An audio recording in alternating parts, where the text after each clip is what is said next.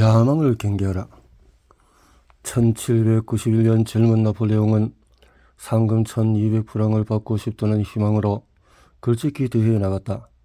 제시된 글의 주제는 아주 강력했다. 사람이 행복해지는 법을 배우는 데 가장 중요한 진실과 감정은 무언가. 나폴레옹이 이 글을 쓰는 데는 6개월이 걸렸고 이 글을 입상도 하지 못했다. 하지만 젊은 혈기 가득하던 22살의 나폴레옹은 만족할 줄 모르는 야망에 대해서 더 할 나위 없이 훌륭한 경고의 글을 남겼다. 테베에서 페르시아로 다시 인도로 다급히 치고 들어갈 때 알렉산드로 대왕은 무엇을 하고 있었던 것일까? 알렉산드로스는 도저히 가만히 있지 못하며 총기를 고 자신이 신이라고 믿었다. 다시 말하지만 이것은 미래의 정복자가 된 나폴레옹이 쓴 글이다. 17세기 영국의 독재자 크롬웰의 종말은 어떠했던가? 복수 여신의 겨우는 당금으로 고통받지 않았던가? 끝모를 무질서를 비판하는 확실한 예시다. 그것으로는 부족했는지 나폴레옹은 이어서 더없는 분명한 의미를 담은 선언으로서 최후의 일격을 가한다. 정부를 무너뜨리고 개인의 재산을 약탈하며 피와 범죄를 먹고 자라는 야망은 과하던 모든 열정이 그렇듯이 목숨이 끊어져야만 떡나는 난파오고 무분별한 열병과도 같고 무자비한 바람에 부채질을 받아서 거대하게 타올랐다가 모든 것을 다 집어삼킨 뒤에야 끝나는 화재와도 같다. 어른이 된 나폴레옹이 젊은 날 자신이 했던 이 말을 되새기기만 했더라면 프랑스의 황제라 칭하고 예하 저하 각하 같은 거만한 칭호로 자신을 우러러 명령하면서 무능한 친척들을 유럽 전역의 황제에 앉혔던 그 혼란스럽고 파괴적인 시절에 야망을 견제하지 못할 때 닥쳐오는 위험에 대해 나폴레옹 자신이 품었던 감정을 누구나 그에게 상기시켜줄 수 있었다면 얼마나 좋았을까. 나폴레옹의 육체적인 철제를 잃은 건 역시 바로 이 시기임은 우연이 아니다. 아무리 나폴레옹이 아첨하는 초상화라고 해도 점점 더 통통해지는 그의 모습을 감출 수가 없었던 것도 이 때문이다. 그런데 정말로 그에게 과거를 깨어난 사람이 있었다. 1800년대 초 해무장관이던 프랑스의 정치가 탈레랑의 기록 보건소에서 그 글을 찾아내서 선물이자 경고의 의미로 그에게 건네는 것이다.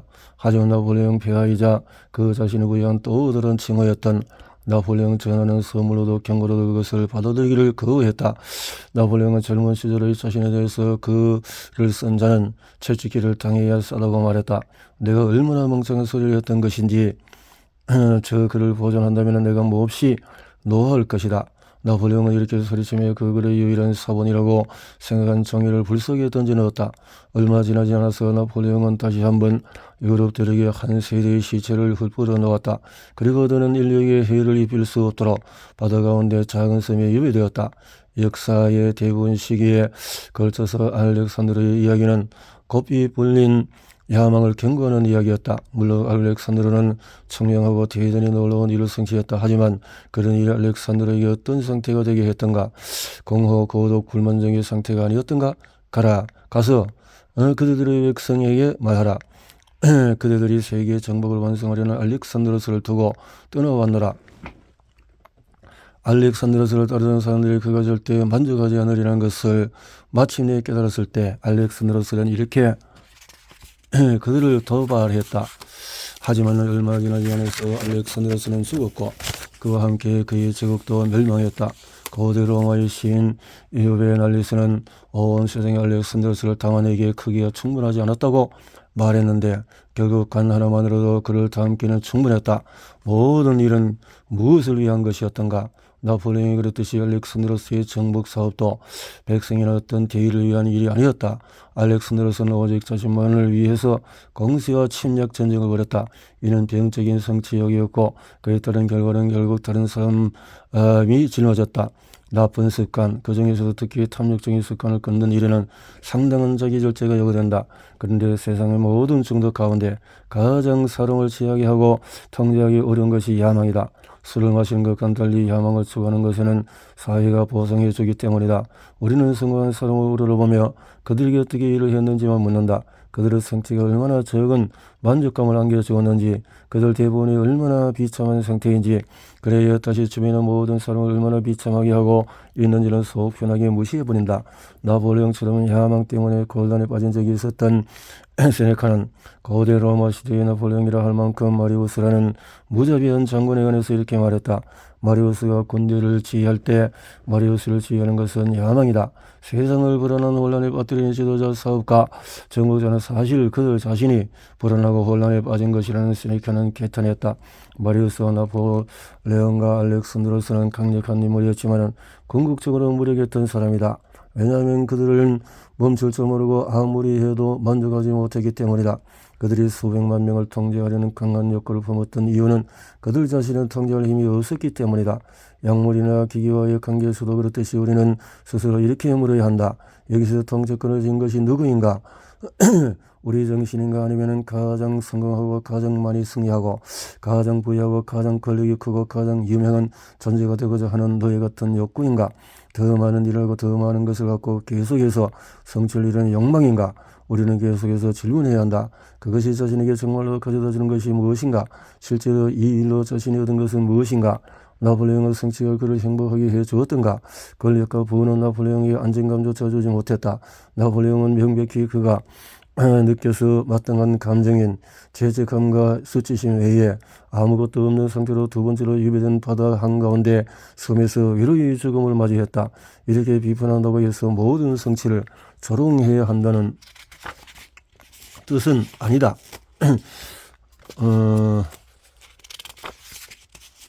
어떤 시도도 하지 않는다면 세상이 어떻게 되겠는가? 아무도 더 나아지거나 더 많은 일을 하려고 진취적으로 나서지 않는다면 어찌 되겠는가? 우리에게 야망적 추구하는 어떤 큰 목표가 없다면 우리가 아니오라고 거절해야 하는 사소한 일이나 우리 주의를 산만하게 하는 일을 어찌 알겠는가? 야망은 좋다. 다만 그것을 적당히 조절해야 할 뿐이다. 자기 절제의 모든 요소가 그렇듯이 야망에 대해서도 중요한 것은 균형이다. 자기 욕구를 완전히 제거하려고 하며 영적인 완성을 위해서 모든 사람과 모든 것을 거부하는 수도승이나 사제는 계속해서 부를 쌓고 또 쌓는 억만장자나 은퇴는 전혀 고려하지 않는 주전수도와 별반 다를 것이 없다.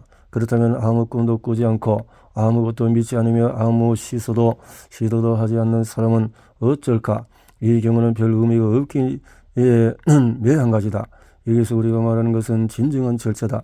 영국의 극작가 셰익스피어가 경고했듯이 자신이 응하는 야망이 그 자신마저 뛰어넘기 전에 야망을 견제할 수 있는 자의식과 가치관이 있어야만 한다.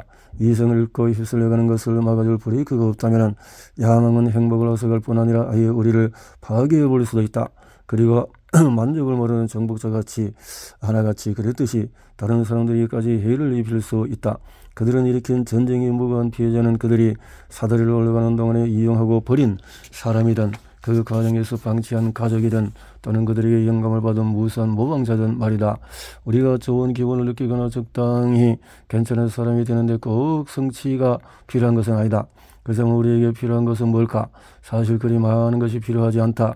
약간의 음식과 물, 우리가 도전해 볼 만한 일, 역경 속에서 차분한 마음, 잠, 단단한 일상, 우리가 헌신할 때에 더 잘하려고 노력하는 어떤 일 정도만 있으면 된다. 나머지는 모두 격가지일 뿐이다. 성장의 복리를 쌓는 방법. 소크라테스는 그리 많은 것을 알지 못했다. 확신한 것도 많지 않았다. 하지만은 소크라테스는 우리가 영원히 현재와 같은 상태로 머물 수는 없다는 것은 확신한다고 말했다. 소크라테스의 말은 이렇게 해석할 수 있다. 누구든 마찬가지다. 무슨 일을 했는지 중요하지 않다. 자기가 될 수 있는 최대한으로 훌륭해진 사람은 없다. 그 누구도 파련하지 않다. 누구나 더 나아갈 여지가 있다. 이보다도 더 중요하고 이보다도 더 위험한 자기 충족적인 예언도 드물다. 만약 자신이 더 성장할 여지가 있다고 생각한다면 우리는 더 성장할 수 있으며 더 성장할 것이다. 만약 지금이 자기가 될 수 있는 가장 좋은 상태라고 생각한다면 그 말 또한 맞는다. 우리는 더 나아지지 않을 것이다. 역사상 가장 위대한 선수를 올리며 미식 축구의 최강자를 가리는 대회인 슈퍼볼에서 최연소 우승자이자 최고령 우승자이기도 한 미국의 톰 브레이디는 이기는 것에 집착하는 사람은 아니었다고 한다. 브레이디가 초점을 맞춘 것은 승리가 아니었다. 브레이디는 사커트에서 터치다운 패스의 정확성을 형성하고 조금이라도 빨리 공을 던지는 일에 집착했다. 브레이디는 똑같은 실력에 머물기를 거부했다. 그 똑같은 실력이 항상 리그에서 최고였는데도 말이다. 향상해가는 과정, 그것이 브레이디에는 마약이었다. 그것이 브레이디가 쫓는 목표였고 그가 늘지 않는 비법이자 모든 예상을 뛰어넘는 비법이었다. 일본어에는 지속적인 향상을 뜻하는 가이젠이라는 단어가 있다. 항상 더 다듬을 무엇인가를 발견하고 그것을 조금이라도 더 발전시키는 것, 절대 만족하지 않고 항상 성장을 바라는 것을 의미한다. 혁명이나 변화는 아마추어가 추구하는 것이다. 프로는 진화를 추구한다. 진화의 첫 단계가 그냥 해야 할 일을 해야 하는 자리가 가서 매일 그 일에 전념하는 것이라면 다음 단계는 매일 무언가에 초점을 맞춰서 그것을 더 나아지게 하는 것이다. 누적되는 성장이 복리로 쌓이는 바로 그 과정에서 우리는 아주 강력한 힘 하나를 갖추게 된다. 한번 생각해보자. 대부분의 사람은 할 일을 시작하지도 않는다. 시작하는 사람 중에는 대부분은 자신을 온전히 밀어붙이지도 않는다. 그러니 일을 시작하고 매일 향상하고자 스스로 단련한다면 어떻게 될까? 그렇게 한다면 희귀한 사람 가운데서 가장 희귀한 사람이 된다. 만약에 향상하는 것이 어려운 일처럼 들린다면 그냥 실수를 죽여가는 것은 어떨까? 이것이 바로 감독이 루게릭에 관해서 했던 말이다. 게릭이 야구 선수로서 믿기 힘든 업적을 이룬 것은 단지 그가 야구에 헌신했기 때문은 아니었다. 비결은 절대 같은 실수를 두 번 하지 않았다는 것이다. 한 해마다 적어도 한 가지는 실수하며 경력을 시작했던 이 남자는 한 경기에 실수 하나, 한 주에 실수 하나, 한 달에 실수 하나로 줄여가며 향상했다. 인간의 실수는 존재이지만 매일 실수를 줄여가는 것은 신에게 가까이 다가가는 일이다. 우리는 스스로 어떤 기준을 설정을 원하니라 앞으로도 나아가는 동안에 그 기준을 더 높여간다. 근력 운동에서도 마찬가지다. 우리 얻는 무게는 매번 훈련을 이어갈 때마다 꾸준히 증가한다. 자기 성과에 만족하지 않는 마음 발전을 멈추지 않으려는 의지는 우리가 정체되는 것을 막아주고 우리를 앞으로 나아가게 한다. 자기 능력으로 도달하기는 좀 벅찬 수준으로 기준이 계속 높아지는데 절대 그 기준에 도착하지 못하려 하다서 의지가 꺾이는가? 그렇게 생각할 필요가 없다. 우리가 볼 때를 더 멀리 옮겨 놓는 것은 경기가 따분해지지 않게 하려는 것이고 더 중요하게는 경기가 절대 끝나지 않게 하려는 것이다. 그렇게 하는 것이 궁극적으로는 더 큰 즐거움과 만족을 안겨준다. 그러지 않았다면 절대 볼 수 없어서 높은 곳에 도달하게 하는 것이다. 썩어가기를 원하는가? 아니면 익어가기를 원하는가? 우리는 더 나아지고 있는가? 만약에 성장하고 있지 않다면 아마도 더 나빠지고 있을 것이다. 어떤 일을 하고 있든지 누구나 자기가 하는 일에서 실력을 더 높일 수 있다. 한 사람으로서, 한 시민으로서, 아들이나 딸로서 더 좋은 사람이 될 수 있다. 생각하는 방식을, 집중하는 방식을, 생각하는 내용을 더 개선할 수는 있다. 누군가는 자기 농장을 개조하는 일에서 기쁨을 느끼고 또 누군가는 자기 말을 개량하는 데서 기쁨을 느끼듯이 나는 매일 나 자신을 항상 아는 일에서 기쁨을 느낀다. 에픽테토스가 이 말을 한 것은 마침 소크라테스의 가르침에 관한 이야기할 때였다. 이 말을 할 때에는 에픽테토스는 힘겹게 너의 식물을 벗어난 데다가 여비되는 상태였다. 그리고 그때 에픽테토스는 손꼽히는 현명한 사람이었다. 그런데도 매일 모든 면에서 어떻게 하면 더 나아질지에 집중하고 있었다. 어두운 시간을 건너는 동안에 자신을 향상하고자 단련하는 일은 에픽테토스에게 더 할 수 없이 큰 도움이 되었을 것이다. 이러한 단련은 에픽테토스에게 집중할 무언가를 주었기 때문이다. 그것은 그의 주인도 사회도 삶에서 그가 처한 형편도 아닌 오직 자신만이 통제할 수 있는 무언가였다. 하지만 이러한 단련은 좋은 시절에도 도움이 되는데 자만하거나 안주하는 것을 막아주기 때문이다. 점수판이, 은행 잔액이, 판매 수치가, 뉴스 머리 기사가 뭐라고 말하는지는 중요하지 않다. 우리는 안다. 자신이 더 진보하고 있는지 후퇴하고 있는지 하루하루 더 발전하고 있는지 아닌지를 안다. 더 진보하고 발전하고 있다면 멋진 일이다. 더 개선할 여지가 있음을 안다면 이 역시 멋진 일이다. 어느 쪽이든 우리가 해야 할 일은 똑같아. 성공이든 실패든 명성이든 불운이든 무슨 일이 벌어져도 발전에만 초점을 맞추면 자부심을 품고 거울 속 자신을 당당히 마주보고 주위에서 벌어지는 모든 소동을 무시할 수 있다. 그것은 평생에 걸친 여정이다. 평생에 걸쳐서 매일 조금씩이라도 발전한다면 얼마나 큰 발전을 이룰 수 있을까? 우리가 이룬 발전의 모든 조각이 좀 더 발전하는 기회와 발전해야 할 의무를 모두 선사한다면, 그리고 우리가 매번 그 기회를 모두 붙잡고 의무를 완수한다면 이 여정은 어떠할까? 우리는 어디에 이르게 될까? 이 여정을 걸어가기를 선택하겠는가? 자신이 도달할 수 있으라고 생각했던 것보다도 훨씬 더 먼 지점에 이르더라도 계속 그 길을 가겠는가? 아니면 거기서 멈추겠는가? 계속 연습할 것인가? 아니면 그 정도면 충분하다고 적당히 그만둬도 괜찮다고 생각하겠는가? 현재 그 상태에 머물 것인가? 아니면 자기 능력으로 이룰 수 있는 그 존재가 되어보겠는가? 일단 더 나아지기를 멈췄다면 갈 수 있는 방향은 하나뿐이다. 네가 할 수 있는 최선을 다하라. 그리고 다시 또 최선을 다하라. 그런 다음에도 나아지는 것이 아무리 작을 망정 계속 개선하라. 프랑스의 소설가 마르그리트 유르스 나르의 아름다운 소설 하드리아누스 황제의 회상록에서 하드리아누스가 한 말이다. 그것은 아름다운 역설이다. 우리는 자신의 발전에 절대 만족하지 않지만 그러면서도 항상 만족스럽다. 그것은 우리가 계속 발전하고 있기 때문이다. 이를 위임해야 하는 이유. 이를 위임해야 하는 이유. 유명한 가수이자 사회운동가인 헤이리 벨라폰테는 1956년에 마틴 루스 킹 주니어의 부인 코레타 스콧 킹에게 전화를 걸었다.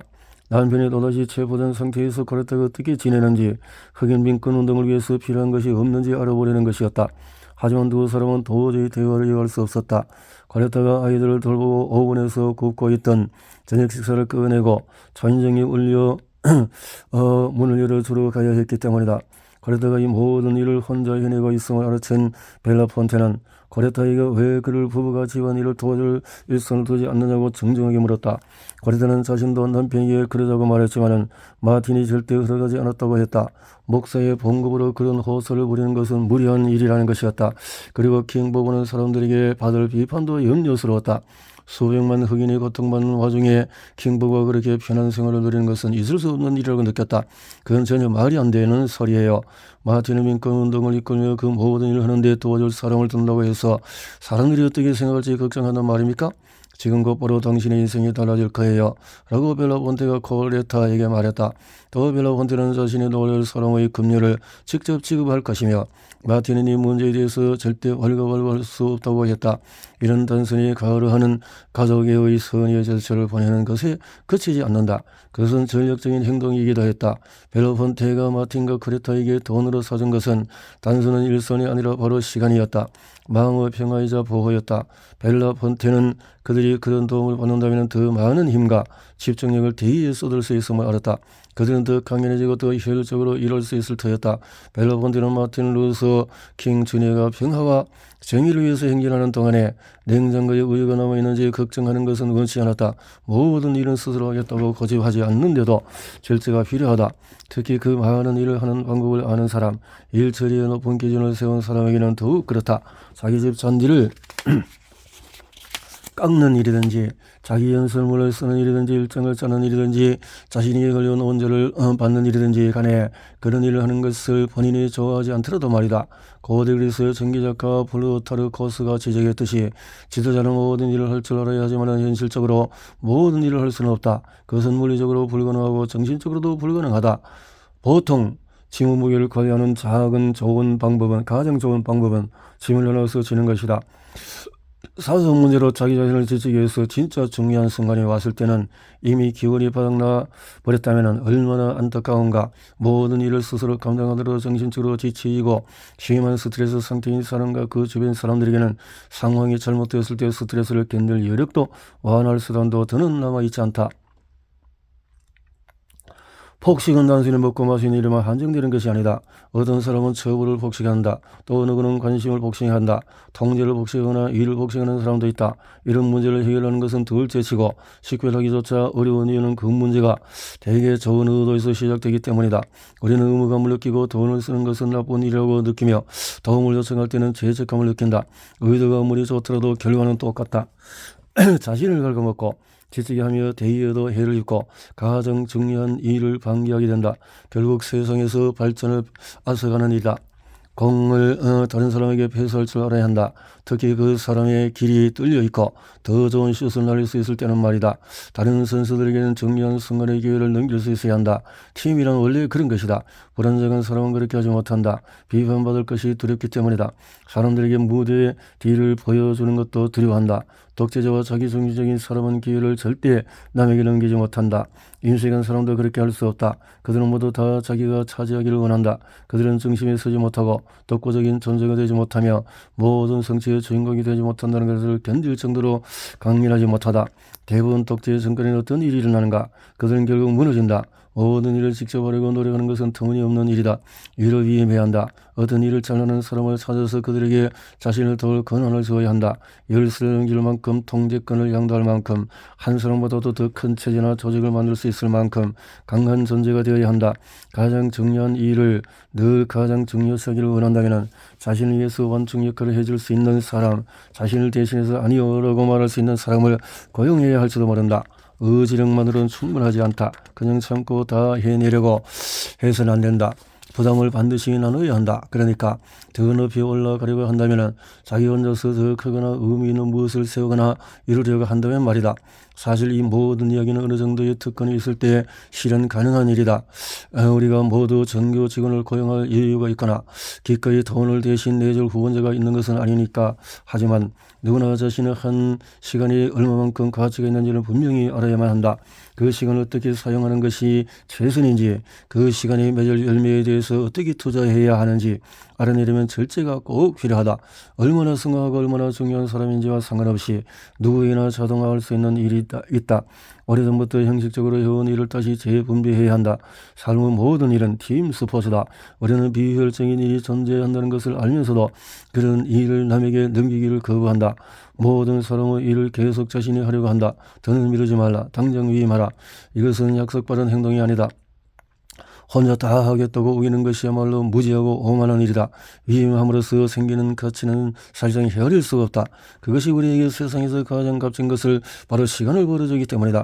벨라 폰테는 강제로 마틴 루서 킹 주니어가 일을 위험하게 함으로써 킹에게 거리가 넓게는 이 사회에 그가 자신의 핵심적인 일을 할 더 많은 시간을 벌어주었다. 비유적으로 말하면 우리는 누구나 째깍거리며 돌아가는 시기에 쫓기며 살지만 킹의 시계는 비극적일 정도로 더 빠르게 돌아갔다. 그와 코레타가 집안에서 쓰지 않아도 되었던 시간을 매번 몇 조각 들이 쓰였다. 게다가 그들이 함께 보낼 수 있게 된 시간은 또 어떠한가? 위임이란 시간뿐만 아니라 공간도 그러니까 자유도 제공해 주니까 말이다. 위임은 우리에게 미리 정보를 파악하고 생각하고 연결하고 이해할 여지를 허락해 준다. 이후에 킹은 한 인터뷰 진행자에게 방해받지 않고 쉴 수 있는 일주일이 주어진다면 무엇을 하겠냐는 질문을 받았다. 당시 세상에 존재하는 부당한 일과 민권운동에 필요한 일을 생각하면 그런 일은 절대 있을 수 없다며 의의 없어 했지만은 그래도 다음과 같은 일을 하겠다고 말했다. 만약에 나에게 일주일이라는 호소가 주어진다면 명상하고 책을 읽으며 나 자신을 영적으로 또 지적으로 재충전하는 데 그 시간을 쓸 겁니다.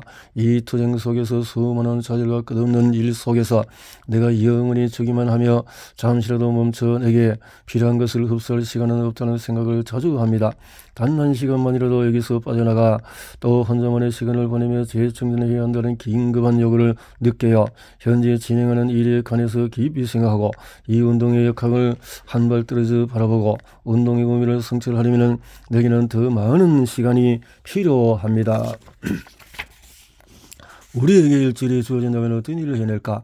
한 시간으로 무엇을 해낼까? 자신을 위해서 시간과 공간을 마련해주는 도움을 받는다면 어떻게 하겠는가? 단 그것은 아무 종류의 시간이 아니라 성찰하고 사고할 시간이며 아무 종류의 공간이 아니라 배우고 계획할 공간이다. 그 약간의 시간과 공간이 매일 더해지면 우리에게 중요한 것이 무엇인지 숙고할 수 있고 어떻게 살아가고 있는지 점검할 기회가 생긴다.